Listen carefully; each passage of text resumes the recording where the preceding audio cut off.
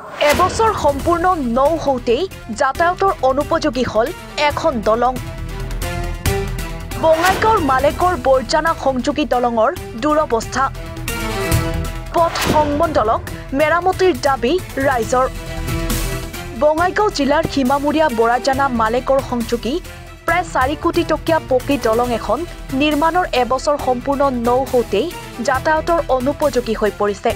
বৰপেটা জিলাৰ পশ্চিম অঞ্চলৰ লগত বঙাইগাঁও জিলাৰ এটা অংশত যাতায়াতৰ ক্ষেত্ৰত যোগাযোগৰ বাবে বঙাইগাঁও জিলাৰ মালেকৰ পঞ্চায়তৰ মৰা মানাহৰ ওপৰত পকী দলং নিৰ্মাণৰ বাবে প্ৰধানমন্ত্ৰী গ্ৰাম সড়ক যোজনাৰ অধীনত কেইবছৰমান পূৰ্বে পকী দলং নিৰ্মাণৰ বাবে আঁচনি গ্ৰহণ কৰে। বৰপেটা জিলাৰ পশ্চিম মইনবৰী তাৰাকান্দিৰ পৰা বঙাইগাঁও জিলাৰ গোবিন্দপুৰ গাঁও সংযোগী পথত মৰা মানাহৰ ওপৰত নিৰ্মাণ কৰা দলঙৰ বাবে 3,45,08,780 টকা আবণ্টন হয়। তদুপৰি ভাৰত চৰকাৰৰ গ্ৰাম্য বিকাশ মন্ত্ৰালয়ৰ দ্বাৰা আবণ্টিত পুঁজিৰে বৰপেটা বাঘবৰ চেঙা ক্ষেত্ৰীয় পথ সংমদলে ৰূপায়ণ কৰা দলং নিৰ্মাণৰ দায়িত্ব লাভ কৰে ঠিকাদাৰ মৃণাল জ্যোতি দাসে। ৰহস্যজনকভাৱে দলংখন ৰূপায়ণ কৰিছে বৰপেটা জিলাৰ বৰপেটা বাঘবৰ চেঙা ক্ষেত্ৰীয় পথ সংমদলে। এনে অৱস্থাত দলঙৰ দায়িত্বক লৈ সন্দেহ স্থানীয় ৰাইজৰ।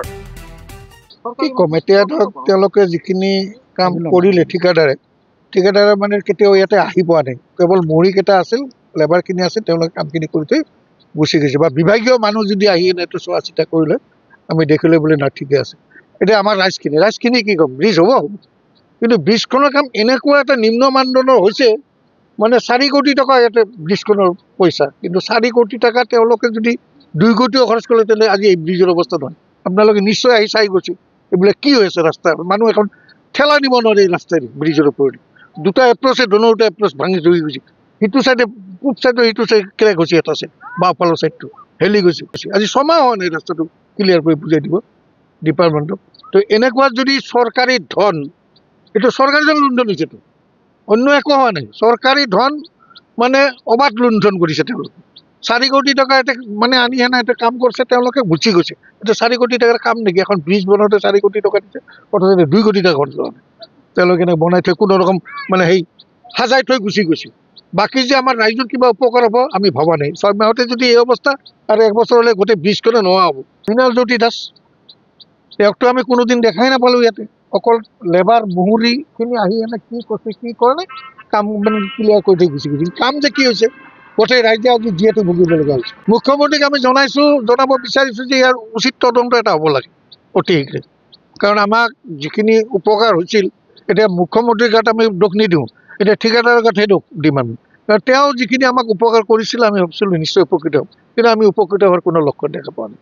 গতিকে তেওঁক আমি ইয়াৰ এটা মানে উচিত তদন্ত কৰি উচিত ব্যৱস্থা ল'ব লাগে, এইখিনিয়ে মোৰ অনুৰোধ।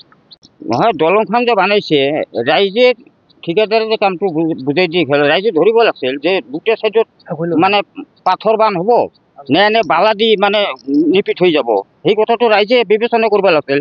আজি দুফালে ভাঙি গৈছে।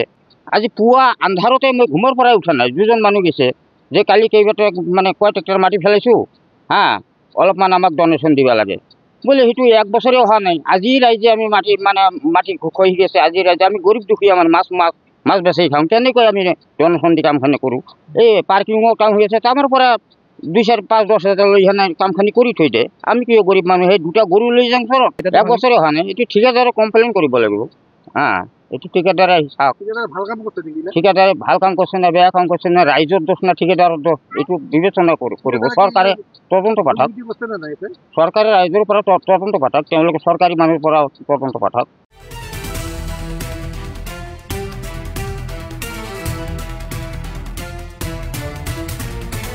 যোগীখোপাৰ পৰা জাহিৰুল ইছলামৰ ৰিপৰ্ট, এনি ভাৰত 24।